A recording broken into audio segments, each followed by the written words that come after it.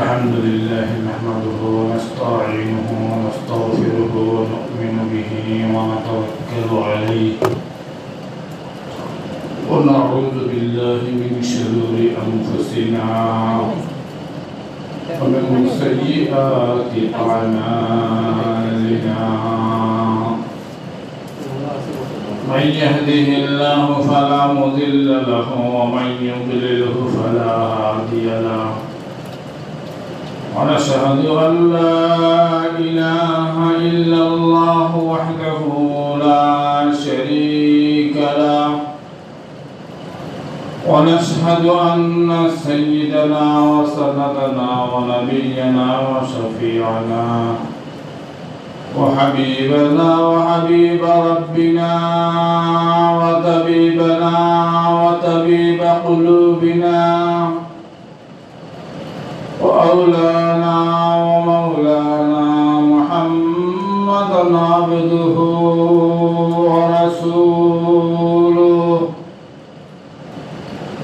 أما بعد فقد قال تبارك وتعالى في كلامه المجيد والفرقانه الحميد أعوذ بالله من الشيطان الرجيم بسم الله الرحمن الرحيم قل إن كنتم تحبون الله فاتبعوني يحببكم الله ويغفر لكم ذنوبكم الله غفور رحيم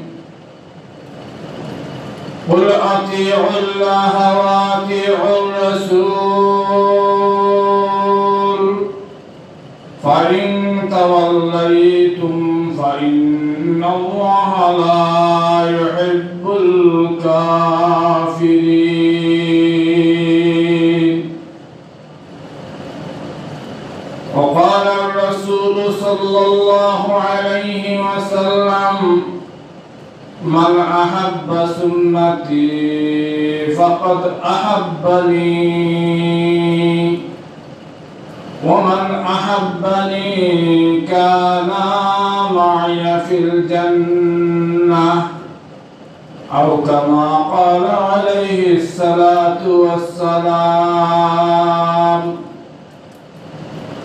وقال الرسول صلى الله عليه وسلم فإن من تمسك بسنتي عند فسد أمتي فله أجر 100 شهيد أو كما قال عليه الصلاة والسلام بارك الله لنا ولكم في القرآن العظيم ونفعنا وإياكم بالآيات والذكر الحكيم إنه تعالى جواد كريم ملك بر رؤوف رحيم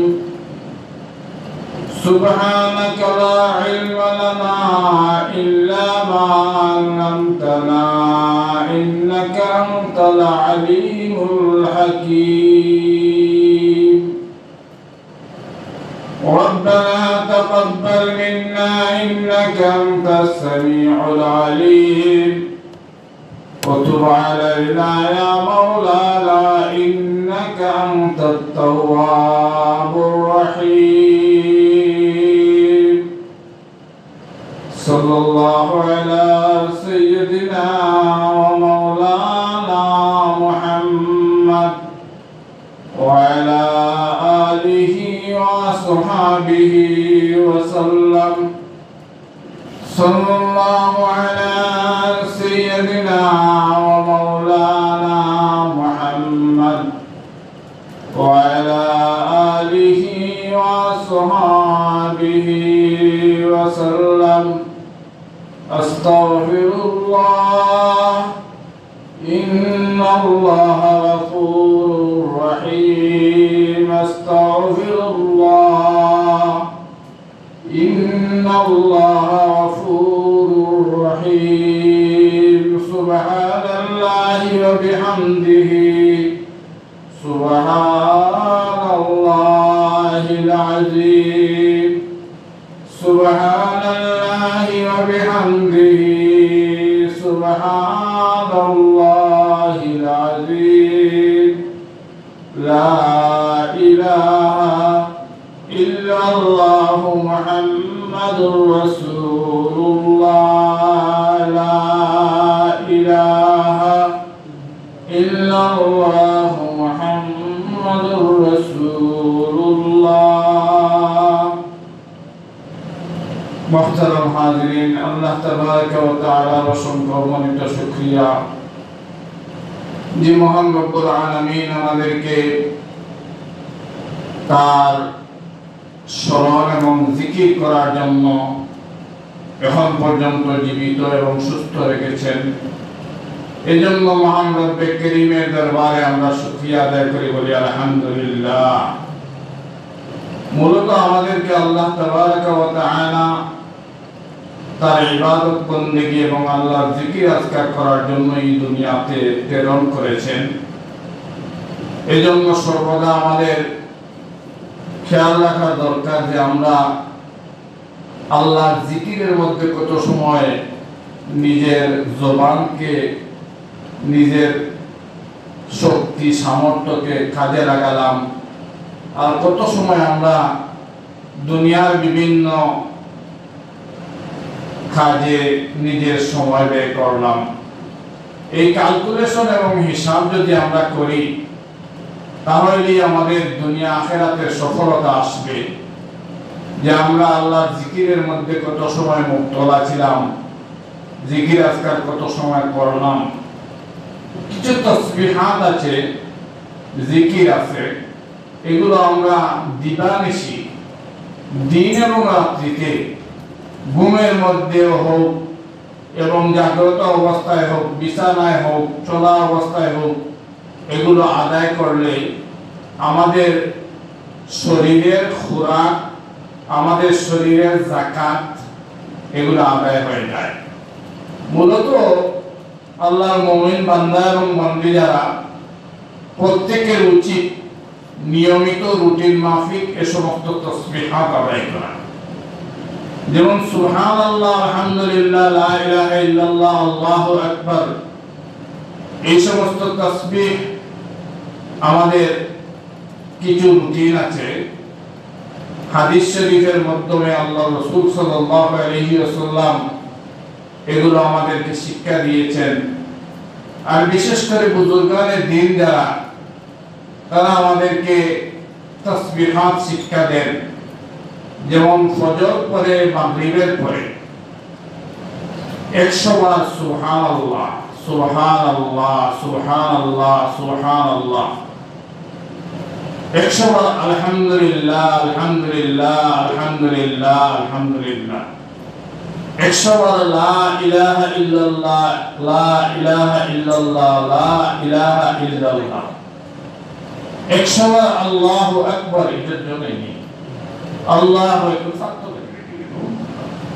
আল্লাহু আকবার, আল্লাহু আকবার। এটা হলো চারটা, সুবহানাল্লাহ, আলহামদুলিল্লাহ, লা ইলাহা ইল্লাল্লাহ, আল্লাহু আকবার। এই চারটা কালেমা বা বাক্য আমরা 400 বার পড়লে এটাকে 400 বার পড়া হলো। আর 5 নম্বর আস্তাগফিরুল্লাহ, আস্তাগফিরুল্লাহ, আস্তাগফিরুল্লাহ। আর যদি সম্ভব হয় তাহলে পুরা আস্তাগফিরুল্লাহাল্লাযী লা ইলাহা ইল্লা হুয়াল হাইয়্যুল কাইয়্যুম ওয়া আতুবু ইলাইহি, এতটুকু। আর 6 বার দুরূদ শরীফ, সাল্লাল্লাহু আলা সাইয়্যিদিনা মাওলানা মুহাম্মদ ওয়া আলা আলিহি ওয়া আসহাবিহি ওয়া সাল্লাম। অথবা যদি সংক্ষেপে কেউ পড়তে চান যে সাল্লাল্লাহু আলাইহি ওয়াসাল্লাম তাহলে সালাত ও সালাম আদায় হয়ে যাবে। এই 6টা তাসবিহ এটাকে 6 তাসবিহ বলে। 600 বার পড়লে এই 6 তাসবিহকে এটাকে 600 বার পড়াকে 6 তাসবিহ নামে তাসাউফের ভাষায় বা ওই যে পীর মুরিদের ভাষায় 6 তাসবিহ বলে। এই 6 তাসবিহ নিয়মিত প্রত্যেক মুমিন মুসলমানের আদায় করা উচিত। যদি কেউ এই 6 তাসবিহ আদায় করতে পারে তাহলে তার জন্য রাসূল করিম সাল্লাল্লাহু আলাইহি ওয়াসাল্লাম বলেন জান্নাত অবধারিত। সুবহানাল্লাহ। তাইলে আমরা তো আসছি জান্নাতে যাওয়ার জন্য, আর আমাদের কাজই হলো জান্নাতে যেতে হলে কি কাজ করতে হবে সেইটা সন্ধান করা, সেইটা আদায় করা। এখানে এগুলোর মধ্যে এত ফজিলত যে আস্তাগফিরুল্লাহ যে শব্দটা, আল্লাহর কাছে তওবা ইস্তেগফার করা, এটা এতই গুরুত্বপূর্ণ যে প্রত্যেক দিন কেউ কমপক্ষে 100 বার যদি আস্তাগফিরুল্লাহ পড়ে তাহলে আল্লাহ রাব্বুল আলামিন তার জীবনের সমস্ত গুনাহ খাতা মাফ করে দেন। এখন কেউ যদি হাঁটতে, বসতে, উঠতে, চলতে, ফিরতে, এমনকি ঘুমাইতে শুধু আস্তাগফিরুল্লাহ আস্তাগফিরুল্লাহ আস্তাগফিরুল্লাহ পড়তে থাকে তাহলে তার জীবনের তো গুনাহ মাফ হয়ে যাবে, বরং এমন কিছু বিষয় আছে যে তার সমস্ত আমাল, তার সমস্ত নেক আমালগুলো আল্লাহ তাআলা এমন ভাবে কবুল করবেন যে আল্লাহ তার উপর রাজি আর সন্তুষ্ট আর খুশি হয়ে যাবেন। সুবহানাল্লাহ। ইমাম আহমদ রাহমাতুল্লাহি আলাইহি 4 মাযহাবের 4 জন ইমাম, একজন হলেন ইমাম আহমদ ইবনে হাম্বল, হাম্বলি মাযহাবের প্রবর্তক যিনি ইমাম আহমদ। তার একটা ঘটনা আস্তাগফিরুল্লাহ নিয়ে আছে, শুনলে আপনাদের অনেক কিছু শিক্ষণীয় আছে এবং শিক্ষার আছে। যে আগেকার যুগে, বর্তমান যুগে যেভাবে বিমান আছে, গাড়ি আছে, যানবাহন আছে, অত্যাধুনিক প্রযুক্তির যুগ, এইভাবে ছিল না, এইভাবে ছিল না। একটা হাদিস সংগ্রহের জন্য কয়েক দিনের রাস্তা, কয়েক মাইলের রাস্তা, এমনকি বছরের পর বছর হেঁটে যাওয়ার রাস্তা অতিক্রম করতে হতো। উনি শুনেছেন যে ইরাকে আছে একজন মুহাদ্দিস, তো তার কাছ থেকে হাদিস সংগ্রহের জন্য তিনি বাংলাদেশ থেকে রওনা দিয়ে দিলেন। অথবা সৌদি আরব থেকে তিনি শুনেছেন হিন্দুস্তানে একজন আলেম আছেন, উনি বড় মুহাদ্দিস, এই হাদিসটা ওনার কাছে আছে, তো উনি এই চলে আসলেন হিন্দুস্তানে। এইভাবেই সংগ্রহ করা হইতো। আজকে তো আমরা একেবারে সবকিছু মানে সাফারত করে আমাদের সামনে আছে। এগুলো সংগ্রহ করতে অনেক কষ্ট করতে হয়েছে। এই মুহাদ্দিসিনে কেরাম যারা হাদিস সংগ্রহ যারা করেছেন, যারা হাদিসের ব্যাখ্যা করেছেন, তাদেরকে অনেক কষ্ট পোহাতে হয়েছে। ইমাম আহমদ ইবনে হাম্বল রাহমাতুল্লাহি আলাইহি শুনেছেন যে এক জায়গায় বড় একজন মুহাদ্দিস আছেন, ওনার কাছ থেকে এই হাদিস সংগ্রহ করতে হলে তো উনি ইরাকের সেই মুহাদ্দিসের কাছে যাওয়ার জন্য উদ্যত হয়েছেন। এটা কয়েক মাসের রাস্তা, যে এক জায়গায় গেলে এই দিন এক জায়গা থেকে আরেক জায়গায় গিয়ে কয়েকদিন থাকতে হবে, কয়েকদিন অবস্থান করতে হবে, তারপর এখান থেকে আবার রওনা দিতে হবে। এইভাবে তিনি রওনা দিয়েছেন। দেওয়ার পরে এক জায়গায় গিয়ে একটা মসজিদের মধ্যে তিনি অবস্থান নিলেন যে আজকে রাত্রে এখানে থাকবেন বা রাত্রি যাপন করবেন। মসজিদের মুয়াজ্জিন সাহেব নামাজ শেষ হওয়ার পরে দরজা জানালা বন্ধ করে দিয়েছেন আর বলতেছেন যে এখানে আপনি বের হয়ে যান। উনি বলতেছেন আমি মুসাফির, আমি তো চাইছিলাম এখানে থাকবো, রাত্রি যাপন করব, আমাকে এই সুযোগ দেওয়া যাবে কিনা? উনি বলতেছেন না, আমাদের এখানে এইভাবে থাকার কোনো সুযোগ নেই এবং মসজিদে আপনাকে থাকতে দেওয়া যাবে না, আপনি অন্যত্র চলে যান, আপনার ব্যবস্থা আপনি অন্যভাবে করেন। উনি মসজিদ থেকে খুব মায়ুস নিরাশ হয়ে বের হয়ে গেলেন। বের হয়ে যাওয়ার পরে এখন কোথায় যাবেন হঠাৎ করে দেখলেন যে একটা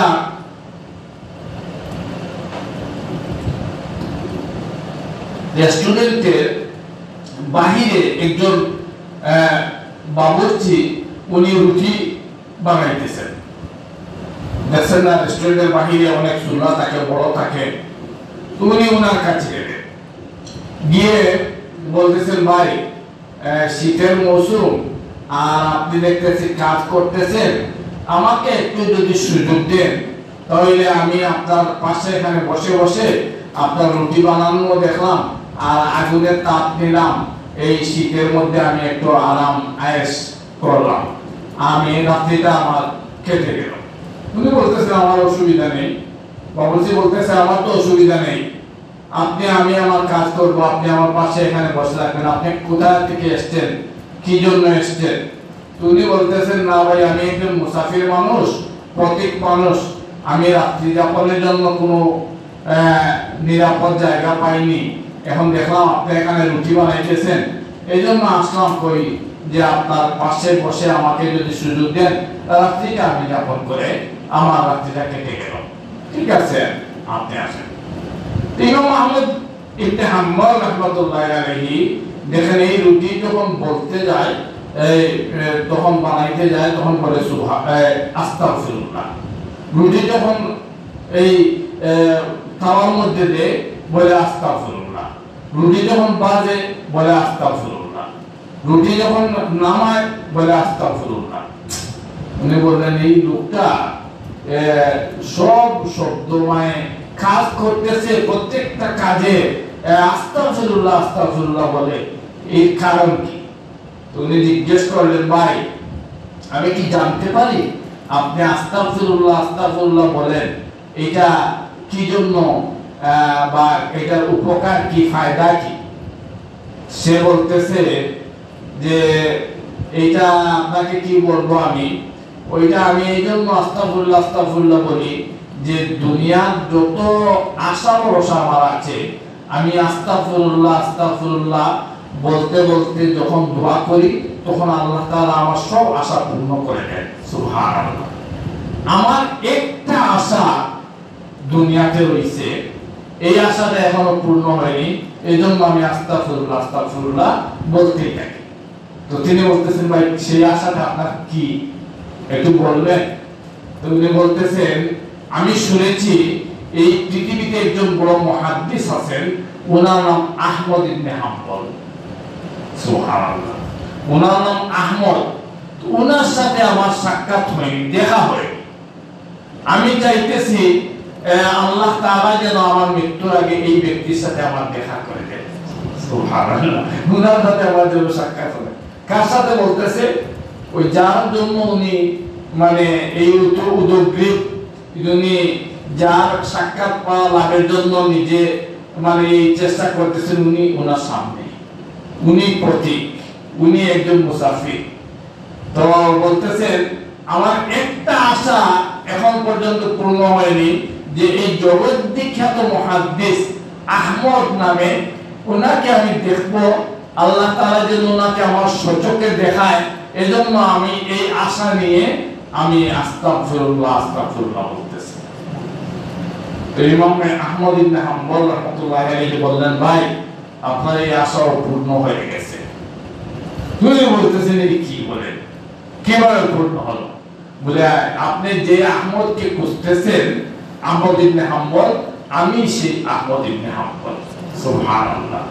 এই জন্য বলতেছিলাম যে যদি আমরা এইভাবে তাসবিহাত আদায় করি, যে আস্তাগফিরুল্লাহ আমি নিয়ত করলাম, আমার আঙ্গুলের মধ্যে মনে করেন 20টা আঁক আছে, রেখা আছে, এই 5 20 100, আমার তাসবিহাতে নেওয়ার দরকার নেই, আমি আঙ্গুল দিয়ে গুনে গুনে মনে করি যে আমি 100 বার আস্তাগফিরুল্লাহ পড়ব।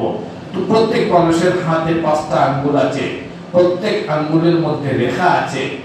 যে কোন নারী হোক পুরুষ হোক, ছেলে হোক মেয়ে হোক, সে যদি ইচ্ছা করে যে আমি এই 100 বার সুবহানাল্লাহ পড়ব, 100 বার আলহামদুলিল্লাহ পড়ব, 100 বার লা ইলাহা ইল্লাল্লাহ পড়ব, 100 বার আল্লাহু আকবার পড়ব, 100 বার আমি এই আস্তাগফিরুল্লাহ পড়ব, 100 বার আমি দুরূদ পড়ব, সে তার ওই আঙ্গুলের মধ্যে গুনে গুনে পড়তে পারবে এবং তার এই 6 বার 6 তাসবিহ 600 বার আদায় হয়ে যাবে।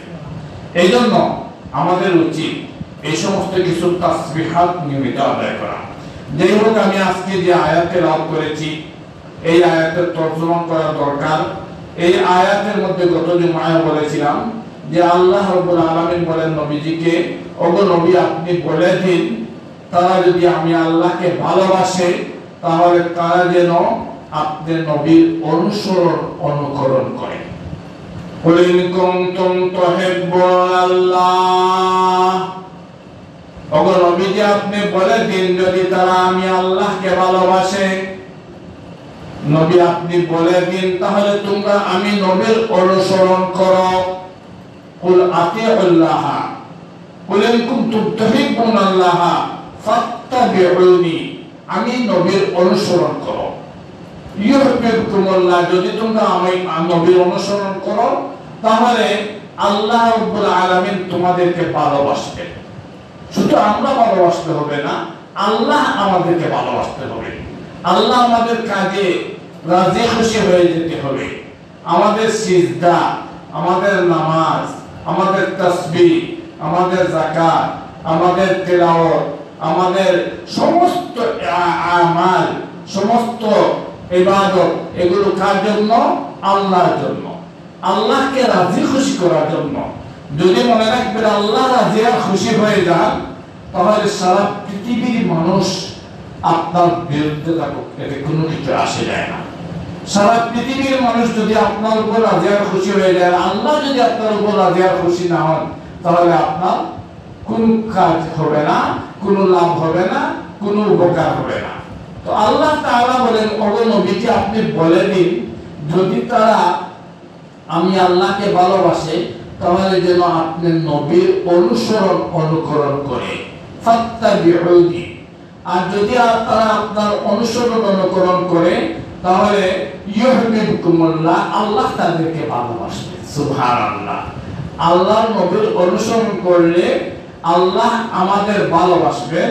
শুধু তাই না, ওয়ায়াগফির লাকুম যুনুবাকুম, তোমাদের জীবনের সমস্ত গুনাহ খাতা আল্লাহ তাআলা maaf করে দিবেন। আল্লাহ তাআলা যদি আমাদের গুনাহ খাতা maaf করে দেন, আল্লাহ গফুর গফফার, তাহলে তো আমাদের দুনিয়া আখিরাতে কোনো চিন্তাই নাই, কোনো টেনশন নাই, কোনো ধরনের ফিকির আর করা দরকার নাই। আল্লাহ তাআলা আমাদের সমস্ত জীবনের গুনাহ খাতা maaf করে দিলে ওয়ায়াগফির লাকুম যুনুবাকুম আল্লাহু গফুরুর রহিম, আল্লাহ তাআলা সবচেয়ে বড় ক্ষমাশীল, আল্লাহ তাআলা সবচেয়ে বড় maaf করনে ওয়ালা। আল্লাহুম্মা ইন্নাকা আফুউন তুহিব্বুল আফওয়া ফাফু আন্না ইয়া কারীম। আমরা দোয়া করি যে হায় আল্লাহ আপনি সবচেয়ে ভালোবাসেন maaf করাকে, আমাদেরকে maaf করে দেন, আর আপনি maaf করে দিলে আমাদের দুনিয়া আখিরাত সফল এবং কামিয়াব হয়ে যাবে। এইজন্য আমাদেরকে আল্লাহর অনুসরণ করতে, আল্লাহর মহব্বত সৃষ্টি করতে হলে, আল্লাহকে ভালোবাসতে হলে আমাদের সবাইকে কি করতে হবে? যে নবী মুহাম্মদুর রাসূলুল্লাহ সাল্লাল্লাহু আলাইহি ওয়াসাল্লামের অনুসরণ অনুকরণ করতে হবে। এবার আসুন অনুসরণ অনুকরণ কিভাবে করা যাবে? শুধু কি ইবাদতের বেলায়?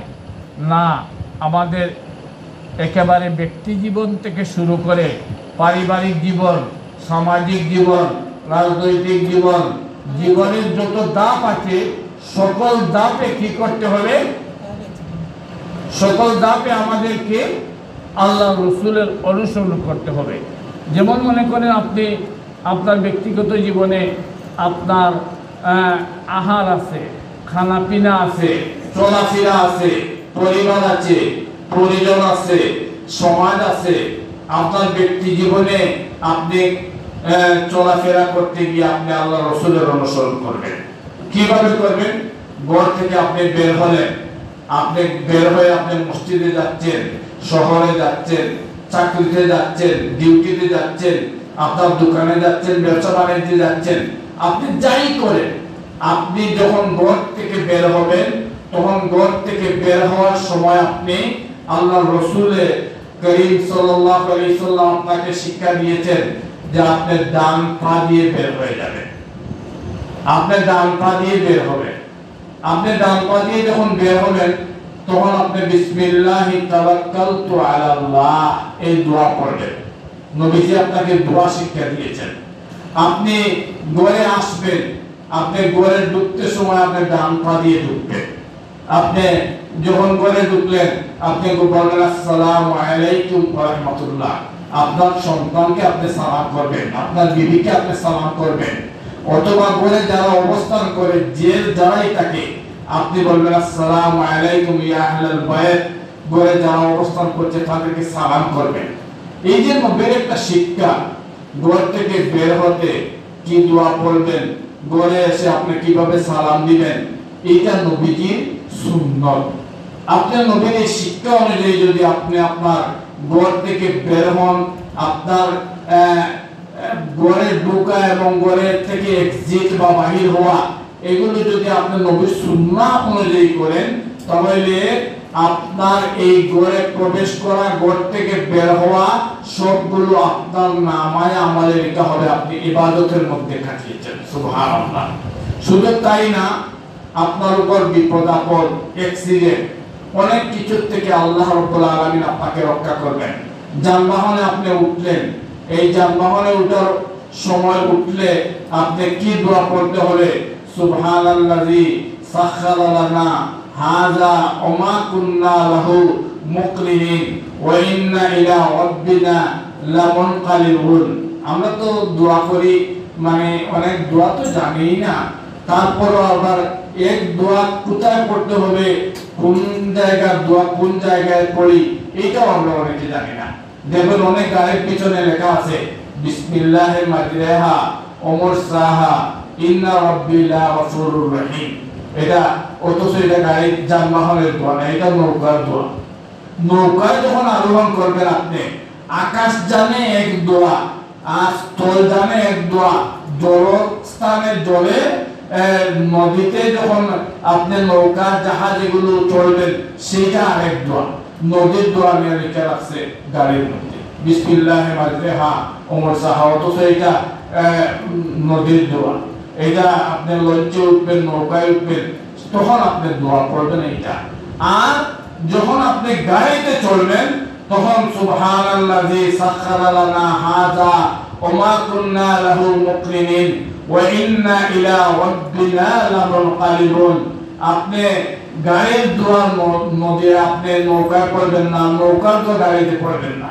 আমাদের তো জানে না, মানে এই ড্রাইভাররাও অনেক আছে বা গাড়ির মালিক আছে বা যারা আট করে দেয় তারা নিজেরা গাড়ির পিছনে লিখে দিবে বিসমিল্লাহি মাজরাহা ওয়া মুরসাহা ইন্না রাব্বি লাগফুরুর রহিম। অথচ এই দোয়া হচ্ছে নৌকার দোয়া, জাহাজের দোয়া। এই যদি দোয়াটা আপনি করতে থাকেন, আপনি যখন রাস্তা দিয়ে চলবেন আল্লাহ রাব্বুল আলামিন ফেরেশতাদের মাধ্যমে আপনার নিরাপত্তা নিশ্চিত করবেন। সুবহানাল্লাহ। দেখছেন না, আমরা ফজর পরে মাগরিব পরে যখন আউযু বিল্লাহিস সামিউল আলিম মিনাশ শাইতানির রাজিম তিনবার পড়ে, তারপরে যখন আমরা সূরা হাশরের শেষ তিন আয়াত পড়ি, হুয়াল্লাহুল্লাযী লা ইলাহা ইল্লা হুয়াল হাইয়ুল কাইয়্যুম, আমরা এই যে হুয়াল্লাহুল্লাযী লা ইলাহা ইল্লা হু আলিমুল গায়বি ওয়াশ শাহাদাতি হুয়ার রাহমানুর রহিম, আমরা এই সূরা হাশরের তিন আয়াত যখন পড়ি, হাদিস শরীফের মধ্যে এসেছে রাসূল করিম সাল্লাল্লাহু আলাইহি সাল্লাম বলেন, এই দোয়া পড়ার সাথে সাথে, এই আয়াতগুলো পড়ার সাথে সাথে আল্লাহ রাব্বুল আলামিন আপনার নিরাপত্তার জন্য ৭০,০০০ ফেরেশতা মুকররর করে দেন। সুবহানাল্লাহ। তো আমাদের নিজেদের স্বার্থে আমরা রাসূলের অনুসরণ করব, রাসূলের সুন্নাহ অনুযায়ী নিজে শুইতে থাকবো, আপনার চলতে থাকবো, খাইতে যাব, আমাদের যা কাজ হবে আমরা রাসূলের সুন্নাহ অনুযায়ী করব। মনে করেন আপনি রাত্রে বেলা ঘুমাইছেন, আপনি ঘুমাইতে সময় রাসূলের সুন্নাহ অনুযায়ী আপনি ডান দিকে কাত হয়ে মাথার নিচে এইভাবে হাত রেখে সুন্নাহ মোতাবেক সুন্নত অনুযায়ী ঘুমাইবেন। আপনি 33 বার সুবহানাল্লাহ পড়বেন, 33 বার আলহামদুলিল্লাহ পড়বেন, 34 বার আল্লাহু আকবার পড়বেন।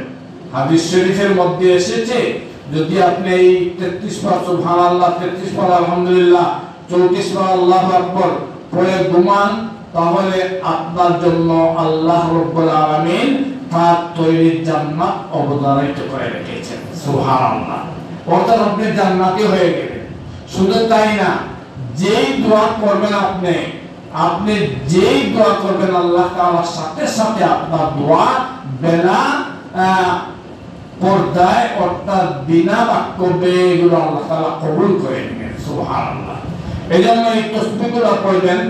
নবীর অনুসরণের অর্থ হচ্ছে খাবার বেলায়, চলার বেলায়, উঠা বসার বেলায়, ইবাদতের বেলায়, দুনিয়ার কাজ হোক আখিরাতের কাজ হোক, নবীর সুন্নাত অনুযায়ী করবেন। মনে করেন আমরা মসজিদে যখন প্রবেশ করি, ওই যেখানে সাইনবোর্ডে লেখা থাকে যে মসজিদে বাহির হওয়ার দোয়া, মসজিদে প্রবেশ করার দোয়া। মসজিদে প্রবেশ করার দোয়া কি? যে আল্লাহুম্মা ইফতাহলি আবওয়াবা রাহমাতি। এই কথাগুলোর অর্থ কি? যে হে আল্লাহ, আপনার রহমতের দরজা আমার জন্য খুলে দিন। আল্লাহুম্মা ইফতাহলি, ইফতাহ মানে খুলে দেওয়া। আমি নিজের ভাষায় এটার অর্থ বুঝি না অনেক সময়, কিন্তু এটার অর্থ কি? যে হে আল্লাহ, আপনি আপনার রহমতের দরওয়াজা আমার জন্য খুলে দিন। আল্লাহুম্মা ইফতাহলি আবওয়াবা রাহমাতিক। আবওয়াব মানে বাব অর্থ দরজা, আবওয়াব বাবের বহু বচন, অর্থাৎ আপনার রহমতের দরজাগুলো আমার জন্য খুলে দিন। এই দোয়া যখন করবেন আপনি, তখন মসজিদে যখন আপনি প্রবেশ করবেন, ডান পা প্রথমে আপনি মসজিদে প্রবেশ করতে হবে। এই ডান পা দিয়ে মসজিদে প্রবেশ করা সুন্নত, দোয়া পড়া সুন্নত। আবার মসজিদ থেকে যখন বের হবেন, তখন আপনি বাম পা দিয়ে বের হবেন আর দোয়া পড়বেন আল্লাহুম্মা ইন্নী আসআলুকা মিন ফাজলি, আল্লাহুম্মা ইন্নী আসআলুকা মিন ফাজলি। এই যে মসজিদে প্রবেশ করলেন, মসজিদ থেকে বের হলেন, ডান পা দিয়ে প্রবেশ করলেন, বাম পা দিয়ে বের হলেন, এইটা আপনি রাসূলের সুন্নাত অনুযায়ী করলেন। আপনার এই আসা যাওয়ার মধ্য দিয়ে নামাজ তো পড়লেনই, আর আসা যাওয়ার প্রত্যেকটা কদমে কদমে আল্লাহ রাব্বুল আলামিন আপনার নামায় আমলে 10টা করে লিখে দিলেন। সাহাবায়ে কেরাম যখন শুনলেন যে প্রত্যেকটা কদমে, প্রতিটা পাড়ায় পাড়ায় 10টা করে নেকি, তখন সাহাবায়ে কেরাম কেউ ব্যতিব্যস্ত হয়ে গেলেন, তাহলে মসজিদের কাছ থেকে একটু দূরে আমার বাড়ি সরিয়ে নেই। সুবহানাল্লাহ। দেখেন সাহাবায়ে কেরাম কি পরিমাণ নেকির জন্য পাগল ছিলেন, যে দূরে আমার বাড়ি হলে তখন সেখান থেকে আসতে আমার সময় বেশি লাগলো, আমার কদম বা পাড়া বেশি হলো, আর প্রত্যেকটা কদমে কদমে আমি 10টা করে নেকি পেলাম। মসজিদ থেকে বের হলেন আপনি বাম পা দিয়ে, জুতা পরিধান করবেন, কাপড় পরিধান করবেন, জামা পরিধান করবেন ডান দিক থেকে। ডান পায়ে প্রথমে জুতা পরা সুন্নত। এখন আপনি মসজিদ থেকে বের হলেন বাম পায়ে, জুতা পরবেন ডান পায়ে, এটা কিভাবে? তো বুজুর্গানে দিন আমাদেরকে শিক্ষা দেন যে আপনি বাম পাটা বের করে জুতার উপরে রাখলেন, তারপরে ডান পা জুতা পরিধান করলেন, তারপরে বাম পা পরিধান করলেন। সুবহানাল্লাহ।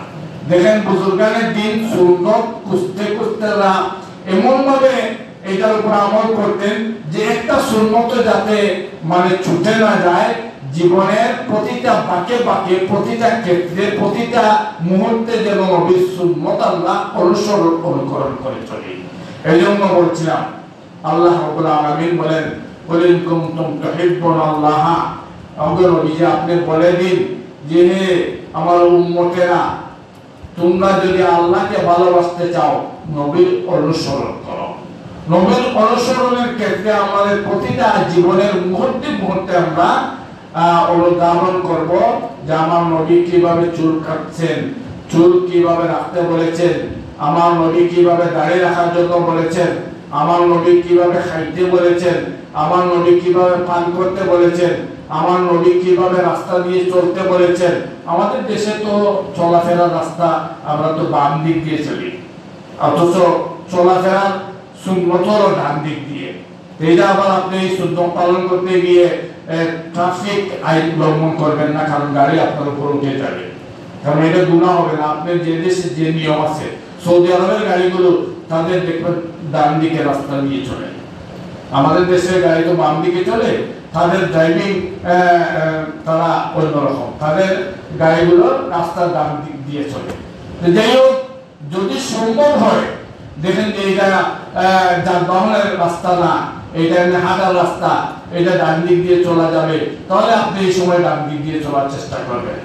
আর আপনি যখন রাস্তা দিয়ে চলবেন তখন আপনি আপনার চক্ষুকে আপনি বন্ধ করে হাঁটবেন না, কারণ আপনার জন্য নিরাপত্তার ব্যাপার আছে। আপনি ডানে বামে সামনে পিছনে বা গাড়ি আপনার উপর আসছে কিনা এটা দেখে চলার সুন্নত।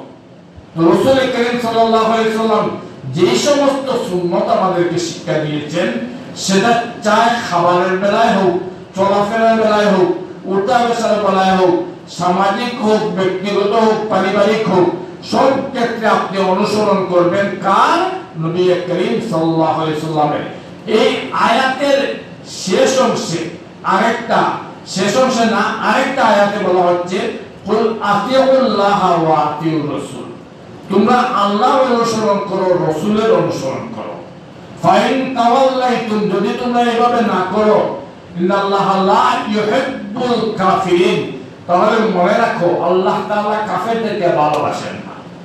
আগের আয়াতে বলা হচ্ছে আল্লাহ তাআলা নবীর অনুসারী অনুকরণকারীদেরকে ভালোবাসবেন, মহব্বত করবেন, ক্ষমা করে দিবেন এবং তাদেরকে পুরস্কার দান করবেন। আর পরের আয়াতে বলা হচ্ছে কাফের যারা, তাদেরকে আল্লাহ তাআলা ভালোবাসেন না। তাহলে আমরা পেয়ে গেলাম যে এই দুইটা আয়াতের দ্বারা আল্লাহ কাদেরকে ভালোবাসেন আর কাদেরকে ভালোবাসেন না। এজন্য আমরা আল্লাহর ভালোবাসায় নিজেদেরকে নিজের জীবন বিলিয়ে দিব। আল্লাহর ভালোবাসা অর্জনের জন্য আমরাও আল্লাহকে ভালোবাসি, আর আল্লাহর ভালোবাসা অর্জনের জন্য আমাদের যা যা করণীয়, নবীর অনুকরণ সেইটা করতে আমরা উদ্যত হব। আল্লাহ রাব্বুল আলামিন আমাদেরকে যেন আল্লাহর মহব্বতের মানুষ হিসেবে নিজের জীবন গড়ার তৌফিক দান করেন। সবাই বলুন আমিন। আর আমাদের দেশের বর্তমান পরিস্থিতি মোটেই সুখকর নয়। আমাদের এই পরিস্থিতির মধ্যে আমরা দোয়া করি আল্লাহ তাআলা যেন আমাদের এই প্রিয় মাতৃভূমিকে শান্ত করে দেন, আর যেন কোনো মায়ের মুখ খালি না হয়। আর আমাদের সবাইকে আল্লাহ তাআলা যেন নিরাপদে আমাদের দেশের স্বাধীনতা সার্বভৌমত্বকে আল্লাহ তাআলা যেন হেফাজত করেন। আল্লাহ রাব্বুল আলামিন আমাদের উপর রহমত করুন, আমিন। ওয়া আখিরু দাওয়ানা আলহামদুলিল্লাহ।